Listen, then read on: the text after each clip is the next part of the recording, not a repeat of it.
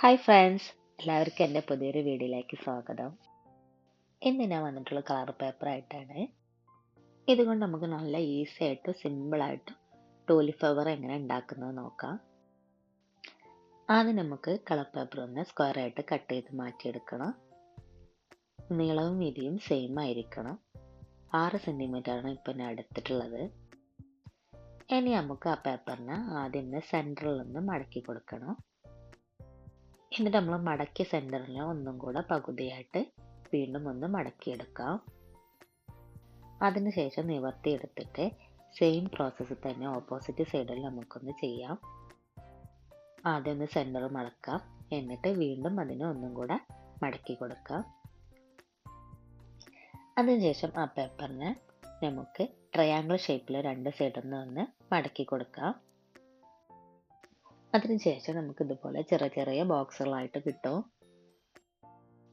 അതിനുശേഷം 4 സൈഡിലും സെൻറ്ററിൽ നമുക്ക് താഴോട്ടൊന്ന് കട്ട് ചെയ്ത് കൊടുക്കാം.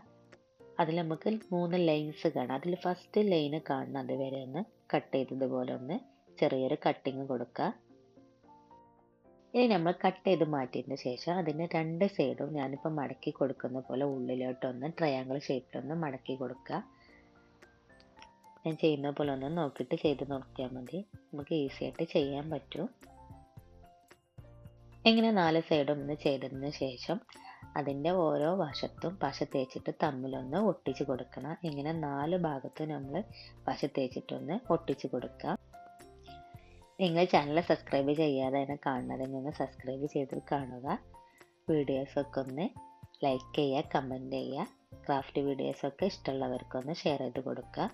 ഇപ്പം നമ്മൾ ഫ്ലവർ ഇവിടെ റെഡി ആയിട്ടുണ്ട്. ഇനി അതിൻ്റെ താഴെ സെൻറ്ററിൽ ഇപ്പം ഞാൻ ചെയ്യുന്ന പോലെ ഉള്ളിലോട്ടും ജസ്റ്റ് ഒന്ന് പ്രസ് ചെയ്ത് കൊടുക്കുക. അതിൻ്റെ ഷേപ്പ് ഒന്ന് ലെവലാക്കി എടുക്കാനാണ്. ഇനി അതിന് വേണ്ടി സ്റ്റെം ഉണ്ടാക്കിയെടുക്കണം. അത് നമുക്ക് ഇവിടെ വേണ്ടത് ഗ്രീൻ കളർ പേപ്പറാണ്. കുറച്ചധികം നീളത്തിലെടുത്തിട്ടുണ്ട്. നമുക്ക് എത്രയാണ് ഹൈറ്റ് വേണ്ടത് ആ ഹൈറ്റിന് നമുക്ക് കട്ട് ചെയ്തിട്ട് എടുത്താൽ മതി. ഒരു പെയിൻറ് ബ്രഷ് കൊണ്ട് ഞാനൊന്ന് റോൾ ചെയ്തെടുത്തിട്ടുണ്ട്. എന്നിട്ട് നമുക്ക് എൻഡ് ഭാഗം ഒന്ന് പശ തേച്ചിട്ട് ഒട്ടിച്ച് കൊടുക്കുക.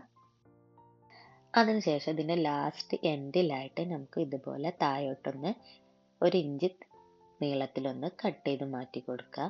എന്നിട്ട് ഞാനിപ്പോൾ ചെയ്യുന്ന പോലെ ഒന്ന് നിവർത്തിയിട്ട് വെച്ച് കൊടുക്കുക. അതിൻ്റെ മുകളിൽ പശ തേച്ചിട്ട് നമ്മൾ ആദ്യം ഉണ്ടാക്കി വെച്ചിട്ടുള്ള ഫ്ലവർ അതിൻ്റെ മുകളിൽ വെച്ചിട്ടൊന്ന് ഒട്ടിച്ച് കൊടുക്കുക.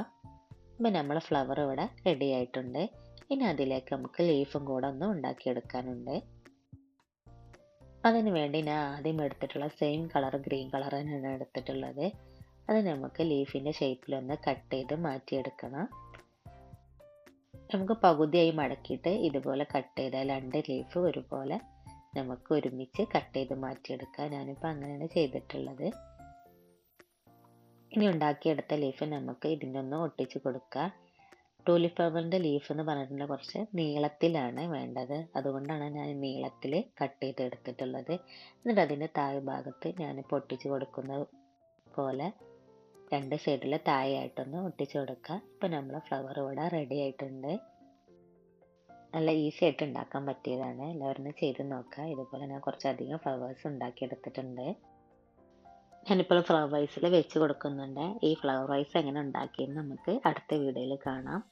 വീഡിയോ ലൈക്ക് ചെയ്യുക, കമൻറ്റ് ചെയ്യുക. Thank you for watching.